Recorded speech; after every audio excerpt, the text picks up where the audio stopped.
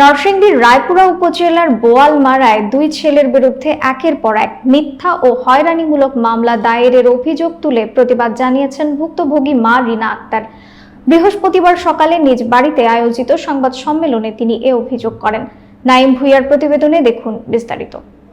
লিখিত বক্তব্যে রিনা আক্তার জানান, স্থানীয় ইউপি সদস্য কাজল মেম্বারের সঙ্গে এলাকায় কোনো ব্যক্তিগত বিরোধ না থাকলেও তিনি তার বড় ছেলে বায়েজিদ ও ছোট ছেলে আলমগীর হোসেনের বিরুদ্ধে উদ্দেশ্যপ্রণোদিত মামলা দিয়ে হয়রানি করে যাচ্ছেন।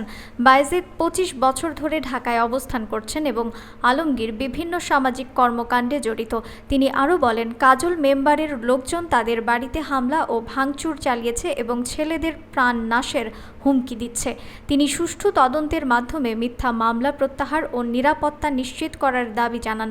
অন্যদিকে অভিযুক্ত ইউপি সদস্য কাজল মেম্বার অভিযোগ অস্বীকার করে বলেন, বরং তার ওপর একাধিকবার হামলার চেষ্টা চালানো হয়েছে। আমার দুই ছেলের বিরুদ্ধে একের পর এক মিথ্যা মামলা দিচ্ছে। এই কাজল মেম্বার মাদক ব্যবসায়ী, চুরি কারবারি, অস্ত্রবাজ, জমি দখলকারী হিসেবে চিহ্নিত। আমরা তার এই সাজানো নাটক সুষ্ঠু তদন্ত চাই এবং প্রশাসনের কাছে আকুল আবেদন, কাজল মেম্বারের বিরুদ্ধে ঘটনা দ্রুত আইনানুগ ব্যবস্থা নেওয়ার জন্য।